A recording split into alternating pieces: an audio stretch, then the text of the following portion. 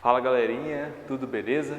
Bem-vindos a mais uma videoaula do nosso canal Descomplicando a Matemática. E hoje não vai ser um conteúdo de revisão, vai ser um conteúdo baseado em alguns conceitos que já estudamos, né?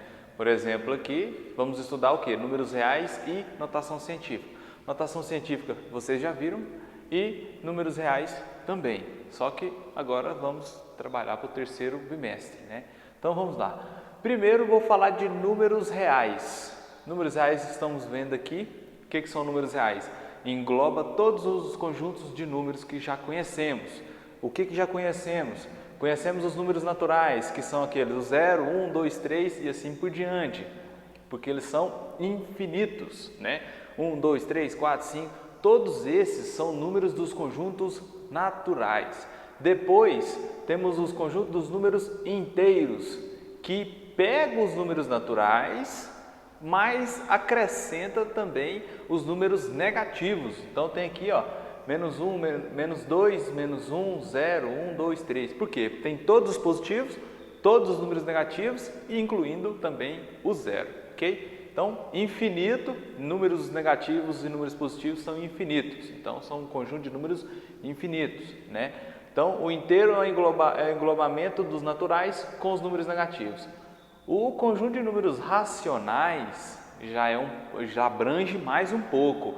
Além dele abranger os inteiros e os naturais, ele abrange também o que? Números escritos de forma fracionária, por exemplo aqui, ó, 1/3, e números escritos de forma decimal. Presta atenção porque número decimal tem dois tipos. Tem os decimais exatos, que é aquele número, por exemplo, 0,74, que acabou ali, e os números decimais, e aqui eu esqueci, porque esse ponto aqui, essas reticências é do conjunto. Opa, essa reticência é desse número, tá? Então aqui, ó, 0,33333, é aquele número que infinito, né? E ele tem período, porque é o 3 que se repete infinitamente. Que número é esse? Como ele é chamado? Dízima periódica, tá? Então, números decimais temos dois tipos, decimal exato e dízima periódica. Tudo isso faz parte dos números racionais. Lembrando que os racionais também são inteiros e são naturais, tá? Abrange todos esses números aqui. Agora, o conjunto de números irracionais são aqueles números que são infinitos, né? Eles são infinitos, só que eles não têm período após a vírgula. Por exemplo, o π. Qual que é o valor do π? O π é igual a 3,1415,9 e assim por diante, né? Então aqui, ó, o π. Observa que ele é infinito e ele não tem período. Quer dizer que não tem número aqui que se repete. Para você ver, 1 passou para o 4, do 4 passou para o 1 de novo, aí depois passou para o 5, aí já inverteu a ordem, porque se fosse pelo menos 4 seria 14, 14. Só que aqui não é 14, 15, 9 e aí vai em diante, que eu não lembro mais os outros valores, mas é um número grande demais, infinito, e ele não tem período. Isso se trata dos números irracionais. Quais são outros números irracionais, professor? As raízes quadradas de número inexato, né? Então, por exemplo, aqueles quadrados perfeitos, que é raiz quadrada de 4, que é 2, né? Que é 2 vezes 2, 3 vezes 3, que é raiz quadrada de 9 e assim por diante. Aqueles números não se encaixam aqui. Aqui encaixa aqueles números que não são exatos. Por exemplo, raiz quadrada de 5, raiz quadrada de 2. Qual é o número que multiplica por ele mesmo que dá 5, né? Qual o número multiplica por ele mesmo que dá 2? Não tem. Então, são raízes quadradas não exatas. Essas entram em conjunto de números irracionais. Aqui também eu coloquei o E. O E vocês vão aprender mais no ensino médio, porque ele é uma constante matemática usada para alguns cálculos, tá bom?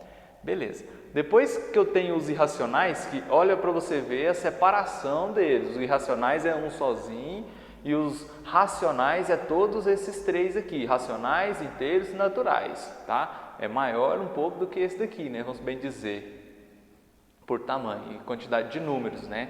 Esse aqui abrange mais números do que os irracionais, mas eles são separados. Agora, quando eu pego todo mundo, todos esses conjuntos eu tenho um conjunto dos números reais, ok? Vamos para outro conteúdo que vamos falar hoje, reta numérica. A reta numérica todo mundo sabe que ela é separada pelo zero, que o zero é a origem. Do meu lado esquerdo tem todos os números negativos e do meu lado direito tem todos os números que são positivos, tá bom? Então aqui a reta numérica separa pelo zero, aí aqui eu tenho alguns valores de exemplo, né? Onde eles vão ficar, por exemplo, 1/2 fica aqui no meio, 6 dividido por 5 negativo vai ficar aqui, né? 1/2 negativo. Aqui eu tenho menos 5, menos raiz quadrada de 5, que é 2,23. Então ela vai ficar um pouco após o 2 negativo aqui, ó, entre o 2 negativo e o 3 negativo. Então vai ficar um pouco mais após aqui, que dá o 23 depois, né, da vírgula, então fica um pouco mais próximo do menos 2, tá? Depois temos aqui 1/2 positivo, que é a metade de 1, né, que é 0,5, tá aqui. Depois temos aqui raiz quadrada de 2, que é 1,41. Então ela está próximo do 1, ela está entre o 1 e o 1,5, né, que é aqui esse meio aqui que separa. Então é 1,41. Depois tem raiz quadrada de 5 positiva. Lembrando que todos esses números têm que ser positivos. O número E, que é uma constante matemática que eu falei para vocês agora, que o valor dele é 2,71, ele está aqui, ó, mais próximo do 3. E o valor do π, que é 3,14, tá? E assim por diante. Muito simples, muito tranquila. Para esse probleminha, eu trouxe, para a reta numérica, eu trouxe um probleminha aqui só. Questão 1. Observe os valores e marque as condições. As condições que eu tenho são essas. Por exemplo, z menor que x menor que y. É assim que lê essas condições, tá? Y menor que x menor que z. E aí eu vou observar esses valores aqui, eu vou marcar uma dessas opções, quem for menor. Então vamos lá. Por exemplo, raiz quadrada de 3. X é igual a raiz quadrada de 3. Qual que é a raiz quadrada de 3? Se você bater na calculadora, 1,73. Por quê? Ela não é exata, tá? Então, ela vai dar um número quebrado, um número que vai ser considerado um número irracional, porque ela é infinita. Não é só 7,3 aqui, ela vai ter mais valores, porque é um número grande, tá? Depois eu tenho aqui, y é igual a 8/6. Então, eu vou dividir 8 por 6 para descobrir aonde esse número fica na reta numérica, porque eu não posso pegar uma fração e jogar na reta numérica. Eu tenho que dividir ela para descobrir ela decimalmente. Quando ela for decimal, aí sim eu posso localizar na reta numérica. Então, que número multiplicado por 6 dá 8, né? Então, vai ter que ser 1. Sobra 6. 8 menos 6 sobra 2. E aí o número 2 não divide por 6, então acrescenta um 0 e uma vírgula. E que número multiplica por 6, né? Vamos lá, 6 vezes 4, 12, 6 vezes 4 não, né? 6 vezes 4 dá 24. 6 vezes 3, 18, opa, então pode. 6 vezes 3, 18. 20 menos 18 sobra 2. Não pode dividir, acrescenta o 0. Observe que eu vou ter que... Deixa eu dar uma pausa aí. Porque esse número aqui eu acho que... Pessoal, desculpa aí um pouquinho, que eu não me atentei. E aqui o valor é outro, tá? Me desculpa aí. Aqui é 8/5, tá? Não 8/6, é 8/5. Senão vai ficar diferente aqui o que eu quero mostrar para vocês, tá? Então, 8/5, eu vou dividir 8 por 5. Eu sei que eu tenho que dividir por 1. 1 vezes 5 dá 5. 8 menos 5 sobra 3. Acrescenta um 0, porque não dá para dividir 3 por 5, então acrescenta uma vírgula no quociente. E que número multiplicado por 5 dá 30? 6, que dá 30. Então, 0. Então, 8 dividido por 5 dá 1,6, ok? Por fim, eu tenho ali, ó, z. O z é 1,7. Como vai ficar essas condições aqui? Desses números que eu tenho aqui, quem é menor de todos? Letra Y. Então, eu já desconsidero essa de cima. Y vai ser menor do que quem? Quem é menor depois do Y? 1,7, que é a letra Z. Então, aqui eu tenho minha opção. Por quê? Depois do Z vem quem? Vem o X, 1,73.